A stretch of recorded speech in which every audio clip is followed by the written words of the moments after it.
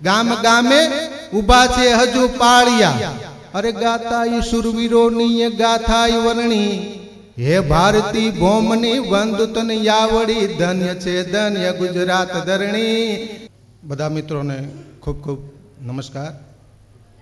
જયતી જયતી જગમાત જયતી કારણ સબ કરણી, જયતી ભરણ ભંડાર જયતી તારણ સબ તરની, જયતી બુદ્ધિ ગુરુદેવ દત્ત વાયક વરદાય, જયતી આદિ અનાદિ પિંડ બ્રહ્માંડ ઉપાય, અખિલ કરની અસુર વધ કાલિકા।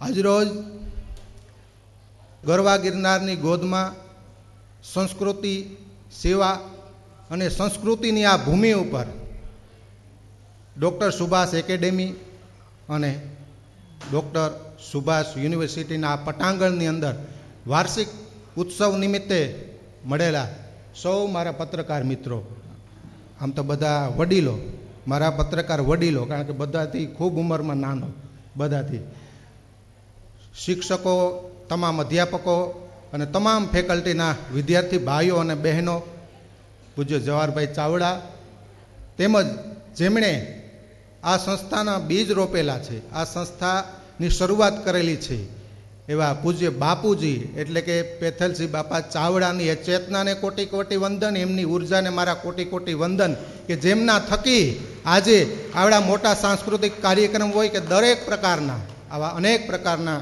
બાપુની તિથિઓ એવા ઉજવાતા રહે છે। મિત્રો, આ એમની ચેતના, એમની ઉર્જા આજે જીવંત હોય ને એવું મને લાગે છે। અને બીજી બાબતે જગદીશભાઈ, આપણે કાર્યક્રમમાં વારંવાર વાત કરતા હોય કે કલાકાર, કથાકાર, પત્રકાર, ચિત્રકાર, કવિ, લેખક, શિક્ષક, સંતો આ બધા સમાજના આધાર સ્તંભો છે। સમાજ તેમની રૂવે, તેમના રસ્તે ચાલતો હોય, તેમનું અવલોકન કરતો હોય, એટલું જ નહીં પરંતુ તેમના જેવું આચરણ પોતાના જીવનમાં અપનાવવા માટે પ્રયત્ન કરતો હોય। અને કહેવા દો સાહેબ, આ જે જવાહરભાઈ એમનો પરિવાર છે ને, અહીં દરેક કાર્યક્રમોની અંદર દર વર્ષે યોજાતા કાર્યક્રમો અથવા તો પૂજ્ય બાપુજીની જન્મતિથિ નિમિત્તે ઉજવાતા કાર્યક્રમોમાં આ દરેક કલાના ઉપાસકો, ભલે કોઈ પણ કવિ, લેખક, જે કંઈ કલા છે તે તમામ ઉપાસકોને ન માત્ર એમની વાણીનો લાવો એટલો નહીં, પરંતુ દરેકને આ સ્ટેજ ઉપરથી મિત્રો સન્માન કરવામાં આવે છે। એમને પ્રોત્સાહન મળે, આ તમામ આધાર સ્તંભોને પ્રોત્સાહન મળે એ માટે એક પ્રોત્સાહન આપવામાં આવે છે। એવા કાર્યક્રમો મિત્રો અહીં યોજાતા રહેશે ને એ વાતનો ખૂબ આનંદ છે।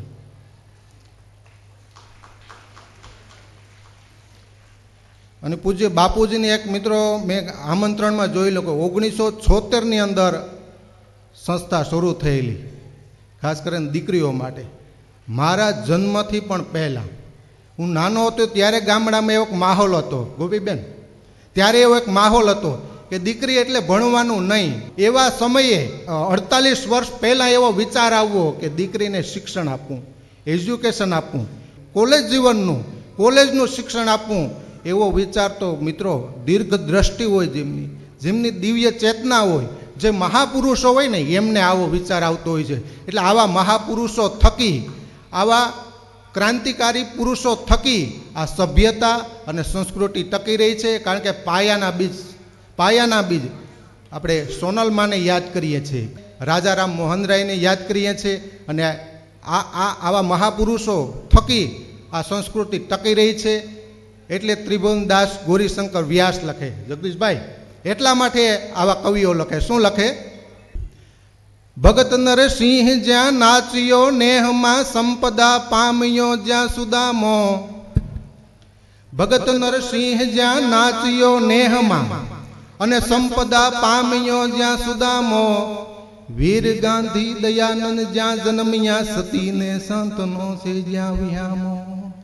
ગામ ગામે ઉભા છે હજુ પાળિયા, ગામ ગામે ઉભા છે હજુ પાળિયા, અરે ગાતા ઈ શુરવીરોની ગાથાઈ વર્ણી, હે ભારતી ભૌમની વંદુ તન યાવડી, ધન્ય છે ધન્ય ગુજરાત ધરણી, હે મારી તન ધન છે ધન્ય ગુજરાત ધરણી। મિત્રો, આ પત્રકારનો વિષય છે, સાહિત્યનો વિષય નથી, પરંતુ ગોપીબેન મેઘાણીએ કીધું ને, મારો ભારત વર્ષનો પત્રકાર સામાન્ય ન હોય, મારો ભારત વર્ષનો પત્રકાર સામાન્ય હોય, સાહિત્યનો જાણકાર હોવો જોઈએ। ત્યારે ઇલેક્ટ્રિક મીડિયા ન હતું, પ્રિન્ટ મીડિયાના મર્યાદિત અખબારો હતા ત્યારે મેઘાણીએ કીધું કે મારો ભારત વર્ષનો પત્રકાર તો સાહિત્યનો જાણકાર હોવો જોઈએ. એટલે પૂજ્ય પેથલજી બાપાની એ સેવાને યાદ કરી આપણે. અને આનંદ એ વાતનો છે કે ફક્ત સંસ્થા કે એકેડેમી નહીં મિત્રો, મેં અહીંયા જોયું દાદાની ઉંમરના એક પોતિકાપણાની ભાવના, એક પરિવારની ભાવના, દાદાની ઉંમરના અનેક લોકો અહીં આવ્યા છે. અહીં મોટી ઉંમરના 70-80 વર્ષના માજી પણ મેં જોયા છે. શું કરવા? ભલે તે આ સંસ્થાની અંદર તેમણે અભ્યાસ નથી કરેલો, તેઓ ભણેલા નથી, પરંતુ એમના દીકરાના દીકરી અથવા તો દીકરો અભ્યાસ કરે છે ને, એમનો આજે વાર્ષિક કાર્યક્રમ છે તો તેમાં મારે કેમ ન જવું જોઈએ? એક પરિવારની ભાવના છે, અંતરનો એક રાજીપો છે, એ વાત તો ખૂબ ખૂબ આનંદ છે. અને જવાહરભાઈ અને એમના પરિવારે અખંડ પરંપરાને કેળવણી પૂરતી સીમિત નહીં, પરંતુ તમામ પ્રકારની સેવાની પરંપરાને, સંસ્કારની પરંપરાને જીવંત રાખી છે. એ વાતનો મિત્રો ખૂબ ખૂબ આજ આનંદ છે. બીજું વધારે વાત ન કરતા અહીંયા આ નિયમ મને ગમ્યો છે, મોબાઈલ, પોપટભાઈ મોબાઈલ જરા પણ એલાઉડ નહીં. આ એક ખાસ વાત કરું, એટલો મોબાઈલ આમનો સદુપયોગ કરો. આમ તો આનાથી આપણે ઉજળાવ ગોપીબેન, આનાથી આપણું નામ થયું છે, ખરેખર તો નામ આનાથી થયું છે, પણ સદુપયોગ કરો તો. બાકી એટલો ભયંકર છે ચાવડા સાહેબ, એટલો ભયંકર છે.